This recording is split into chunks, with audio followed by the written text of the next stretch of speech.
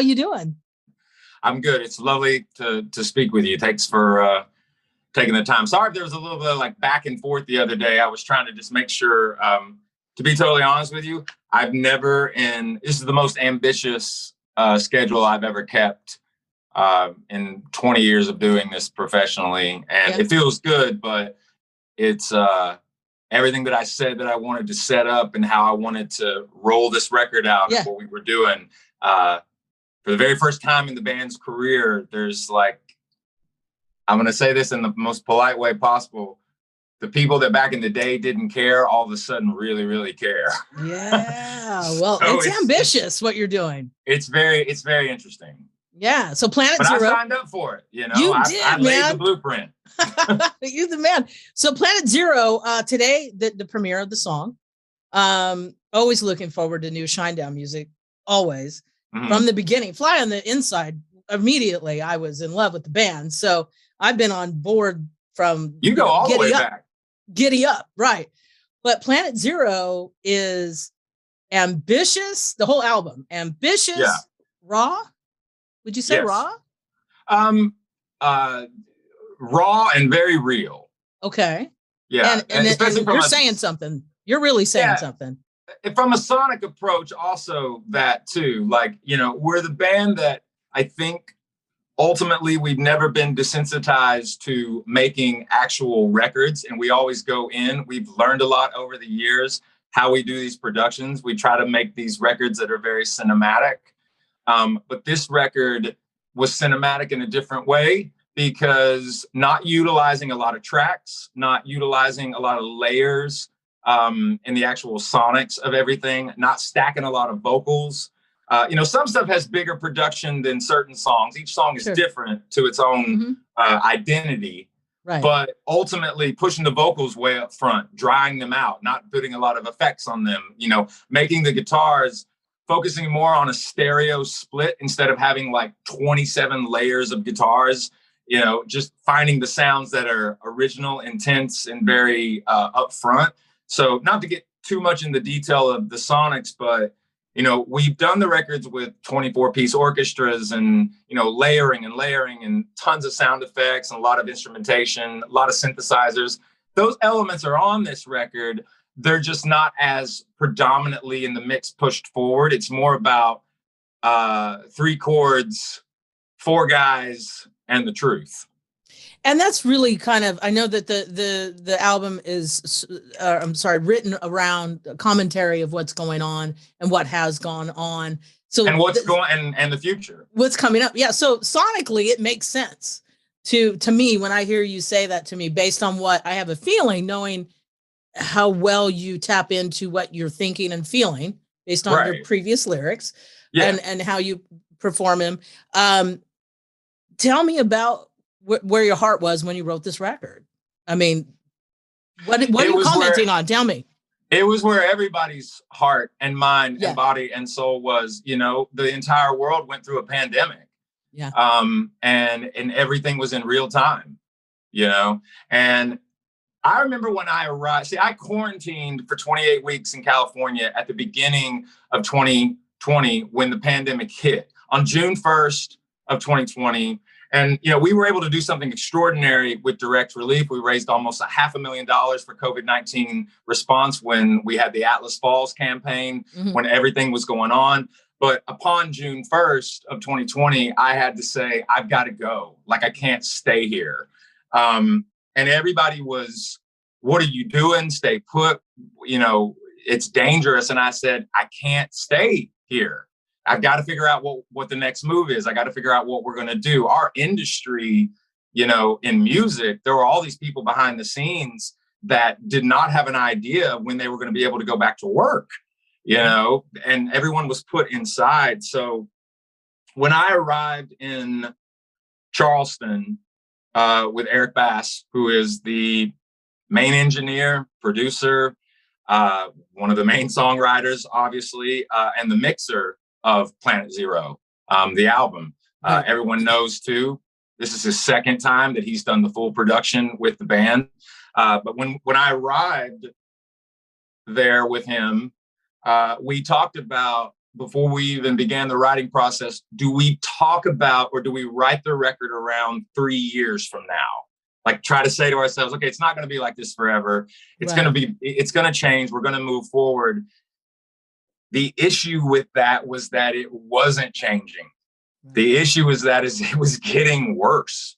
Right. And to try to, like, with our fan base, one of the main things that we've always held very, very true to us is that in Shinedown, we have one boss. It just happens to be everybody in the audience. And if there was one word that conveyed this band, whether you've been a Shinedown fan from the beginning or whether you're just finding out who we are, that word would be honest.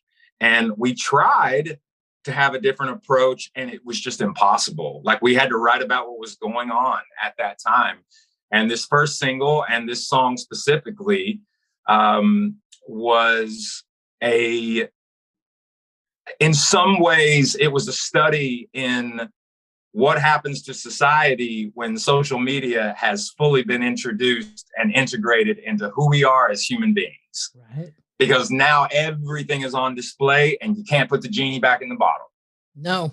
and No. So we needed to talk about that. We needed to talk about, like, you can't do anything without there being a repercussion of any sort. And even if you were positive and you were conveying this uplifting spirit, you were finding that, this person might have posted something, or, media was looking at certain individuals and everything that was going on, because, music and celebrity and science and the medical community, and just, this wasn't in one country. This was a global pandemic. By the way, it also proved more than anything that everybody has a platform. But what you should never forget is that people will say the internet is undefeated. It's not true. Mother Nature is undefeated. That's right. She's the boss. Like, people HBIC, man, HBIC. Dude, in a split second, just like that, she can wipe us off the face of this earth if she wants to, because she's done it before. Yep. And so you have to be, that was the big thing for me too, was like not having that awareness of the planet until this, where I was like, wow, I have really not been paying attention to the big picture, because we are a very small blip in time. We are a grain in the sand.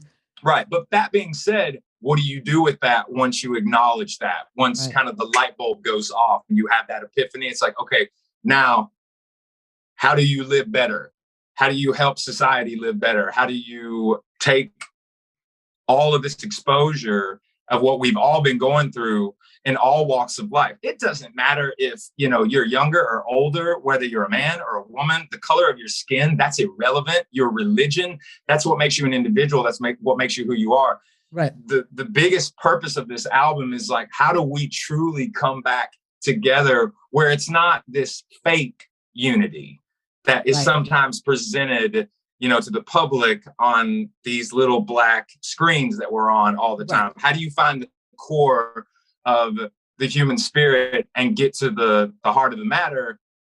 Because when you go outside in the real world, people are actually trying to help one another. People are actually trying to move forward. Like, what you see on these screens, not all of it, but a lot of it is theater. And it's really wild. It's really wild. How it's been integrated into people's psyche. And you shouldn't be condemned for asking questions. Right. Like, or even questioning authority. Right. Like, in America, you have the right to do that. Right. Now I can't speak for other countries, but here, you don't want to lose those principles of what makes this country so brilliant. And ultimately, why so many people want to live here from all over the world. But bringing it back to the root of everything, it is a pandemic. I do feel we are getting stronger now, moving into year 3, because we have to. Right. I think a lot of society is finally realizing that you can't get rid of this virus because it's a virus. You have to learn to live with it. But learning to live with it when the miscommunication and the misinformation has been so prevalent in 2 years, you're not talking about a couple of months, you're talking about 2 years of people's lives where they're like, I don't know, what do you think? Well, I know I said this, but actually I meant this. No, I was wrong. Go back to what I said a moment ago. Right. That's difficult. Yeah. No, with the virus and the CDC, if they would have just, and I know I'm calling names out here, because it's important, and I'm not punching down on anyone. What I'm saying is that if you would have just said to everybody, we don't know. Exactly. We're going through it with you. Yeah. Yeah. But we don't know. No. Let's learn together. And you would have had people, even if they would have done that would have been like, well, you're worthless. You don't know anything. But you're never going to change those people. Right. You know what I mean? Like, so now we can't change the past, but what we can do is we can design our future. And the only way to do that is, we have to do it together. And I do mean this from a global standpoint. We wrote this album. This album was written for the people, by the people. Beautiful. Did you get COVID? I most certainly did. Did you? How bad was it? Twice. Whoa. How did it affect your lungs at all? So I got COVID in December of 2020, at the very, very end. And it was very, very real. Mine was all, everything was respiratory with me. No fever, no body aches, no cough, congestion, or anything like that. But when I tell you that there was 5 days of my quarantine where I had to really, the one thing, the doctor that saw me, because I quarantined in a hotel, the doctor that saw me 2 months later after, I'd recovered and what have you, she checked in on me, and it was interesting. She was like, I got to tell you, I saw so many patients with COVID. She clocked in over in person, like over 3,000 people that she had personally dealt with, being COVID positive. And she said, you were different on one aspect of anybody else I worked with and diagnosed. And I was like, well, what was that? And she was like, you never had a bad attitude. You never had a negative attitude. You never had an attitude of like, oh my God, I'm going to die. Right. Like, my attitude was like, okay, I have it. How do I get rid of it? Like, what is the knowledge that you have of it a year into it at that point? Right. Like, what's the knowledge you can give me to best get through it? Yeah. And I just did what she told me to do. But it was very much all respiratory with me. One of the things that I had to do was that she was like, do not under any circumstances like curl up in a ball. It's not that type of a virus. Like, it's not like having a cold per se, even though it's from the same family. The more oxygen you have in your blood, the more your body is moving, the better. The other thing too is hydration. She was like, you need to drink 2 gallons of water a day if you can, because the virus has a hard time living in the host when the host is really hydrated. She was like, think of it like you're drowning the virus. Okay. And yeah. So the more hydrated the host is, the harder it is for it to replicate, the harder for it is to keep moving. And then, sleeping on my side because I was having to take a lot of deep breaths, What I think was interesting because like I had been sick. As a singer, I know a lot about respiratory viruses, bronchitis, strep throat, things like that. You're very in tune with your body. This was different, man. This thing was pure evil. Like, she's a beast. She's a beast. She was not, she had one mission and ultimately, yes, like, or shouldn't necessarily call, it had one mission. Yeah. Which predominantly, it's interesting because a virus doesn't, it needs to live off the host, but this thing was just Satan reincarnated, man. Yeah. It was just trying to kill you. Yeah. But Well, you had to fight it off. And you had to have for me, I just never had a negative attitude about it. It was like, okay, I've got it. How do I get rid of it? And how did it affect your lungs in the sense for singing? So when I hear of singers who, Maynard from Tool got it twice too, with lung damage, and I'm like, oh my God, like, don't protect the lungs, because that's where everything comes from for you on a physical level, right? Right. How did you protect your lungs during that time?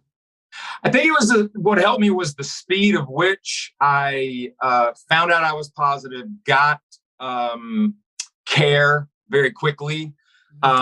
She was the doctor that saw me. She was very super quick on everything, told me what I needed to do.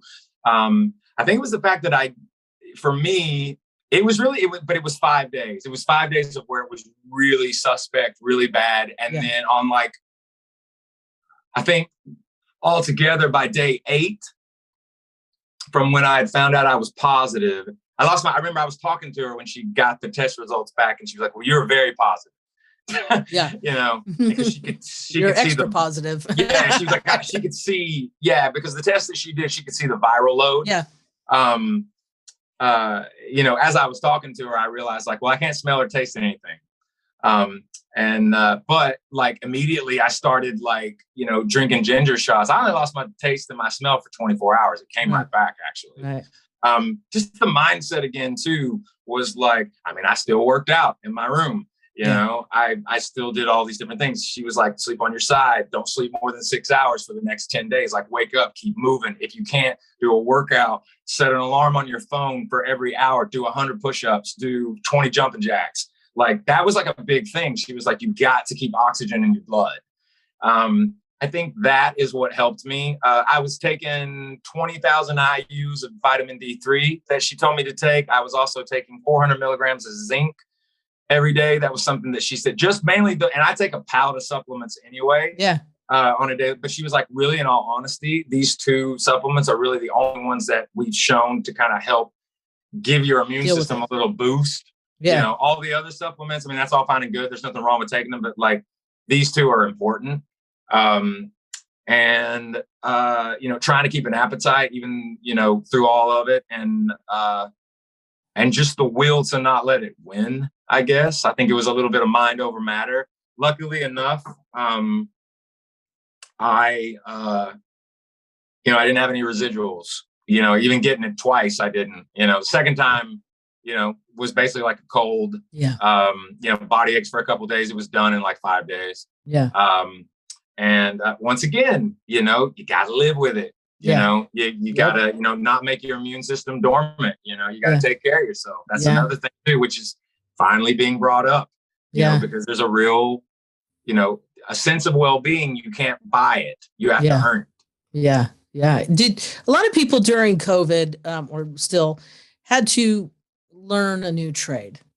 Yes. Or at least hone in on skills they didn't know they had. Yep. Did you discover a skill you didn't have during that time? Did I discover a skill that I didn't have? You didn't know that you had? Or what did you become better at that you dabbled with maybe? Like, did you become a better cook? I don't know, You know what's interesting? For me, what I noticed was that I tried to focus every single day on actually trying to be a better communicator. Everybody had a different way they dealt with the pandemic in the early part of it. For me, a lot of it was when I contacted Direct Relief and when I started getting Indigo Entertainment, our management company, involved with that, and Atlantic Records, who did an absolutely extraordinary job with the mission statement that was Atlas Falls with Direct Relief. That consumed my time. Like there was so much that went into that. And I would be doing 150 interviews a day. Right. Like I would start at 4 a.m. because I was on the West Coast. And, when that started happening and we were bringing awareness to that, that was every day. Because my whole goal was to be able to get that part of our industry outside of like the recorded elements, the studio elements, the live aspect of things, like not having that, die on the hill. Right. You know what I mean? Like, and ultimately through perseverance, the live entertainment industry has held on, and I think is going to be the most massive renaissance this year of anything that anyone has ever seen. I think some of it that we tried last year to kind of get it moving, but the variants still were a part of things. But to answer your question, I didn't learn how to be a better cook. I didn't necessarily go out and kind of like learn, quote unquote, a new skill. I just didn't have the time because everything was about also making this record and how we were going to handle the new world of, at least at certain points in times, how to tour during COVID. You know, me and Zach did the Smith and Myers project because we had just recorded in January the two new albums for that project. And we were one of only 5% of the industry in 2020 that actually went out and did driving concerts for everybody. And then moving into last year, we did the front part of the year with Smith and Myers. And then Shinedown went out and did, we had 8 shows and then a 2-week break. And then we did 5 weeks. Obviously, those first 8 shows, Barry missed the first 3, being fully vaccinated and getting a breakthrough case. We had to bring our boy Dustin from 6 a.m. to come in and fill in those 3. Then we had a 2-week break. Then we went out for 5 weeks. I think the smallest audience we played in front of was 12,000. The largest audience was 23,000. And, you know, with that also, there was, you know, Eric got it with 10 shows left. And we had to bring our boy Josh in to finish those out too. So, I mean, I learned that I could compartmentalize and talk to a lot of people in a lot of different languages. And convey, I became a better communicator, I think. No, there you go. Okay. What is the best gift I've ever given myself was I quit smoking many years ago. Yeah, me too. What was the best? Is that the best gift you've ever given yourself, or what is the best gift you've given to yourself? I don't know if it was something that I gave to myself. The greatest gift I've ever been given is my son. Okay. Because my son saved my life on so many levels. My son, when he was born in 2007, December 26th. He actually just had a birthday. Mm-hmm. And he's now 14 years old with an opinion. So that's fun. But when he was born, why he is such a great gift and why he's the ultimate gift, at least for me, he made me understand that it was no longer about me anymore. Like he took he squashed my vanity, and made me realize that that he's the most important thing in my life, and that I want to see him have an upbringing that is not only mentally and physically healthy, but I want him to have things that are extraordinary, and try to give him the best life that I possibly can. But yeah, man, he personally, for me, he made me understand what was really important, you know. And I have a history with addiction. People know this about me and what have you. Yeah. I remember the question became, or the epiphany for me was, I am no good to this little boy if I'm dead. Right. So he by far is the greatest gift that I've ever been given.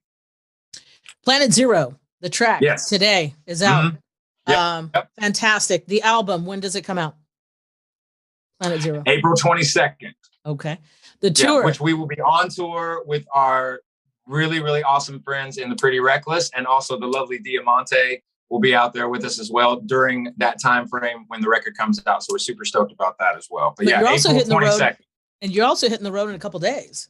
Literally in a couple of days. Yeah. And you're with Aaron Jones on that one, correct? We 1,000% are with Aaron Jones. I think Pop Evil was on a couple of those dates with us too. We had to just recently reschedule Canada because it's a nightmare up there right now with what they're trying to kind of figure out. And, you know, God bless everybody in Canada. But the way we looked at it was this: we're not going to cancel it. We're going to reschedule it to July, which in hindsight is a little nicer to go to Canada in July versus February. There you go. So, we're excited, man. We're very excited. Yes. It's so excited for Planet Zero. Always loving the Shinedown. You look great. Oh, you're so sweet. Thank you. You look great. And I really appreciate you stood up for a radio personality out of St. Louis. They were fat shaming her, and you guys stood up for her. My girl Lux, man. Yeah, dude. She's rad. Don't mess with my my girl. Yeah, she's rad. And so, yeah, I was like, oh, these guys are just, you guys are really awesome. And I mean, it wasn't so much that it was like, you know, it was a body shaming thing. And then when I looked at it, and then me and her had just done the interview, and I was like, great. I don't even know what they're talking about. Yeah, when I saw what the dude said, I was just like, what a tool. What a tool. No offense to Tool, but like, she's fantastic. Not that kind of tool. Like, you know, it's just like, I was just like, just uncalled for. 100%. And it happens to us all the time. So to have someone step in and do that, I was like, wow, it's really cool. You guys are good guys. It's always a pleasure to talk to you, Brent. I mean, you and I, we've been talking for a long time. I remember when you had super long hair and you came into my office here in Vegas. Yeah, you came into my office and you had long hair at the time and you were hanging out. And then the next time I saw you, you had lost a ton of weight. You cut your hair. You look fantastic. I remember you walking into the room and I was like, holy shit, this guy looks really good. And you were like, thanks. And you were all dressed in your suit and you did an acoustic thing for us. And you've been fantastic ever since. And once again, you know, you have to be accountable for yourself on those types of things. You know, you can't buy a sense of well-being. And I just knew, once again, you know, I was not in great shape, and my little boy and people around me, and I just had to make a decision. I will say this, a very dear friend of mine, and somebody who's still in my life, speaking of Vegas, Teresa Collier, who is in Vegas also too, who me and her are very, very good friends. She was the individual that said to me, you know, during that time, she was like, hey, I'm going to tell you something. I really want you to listen to me.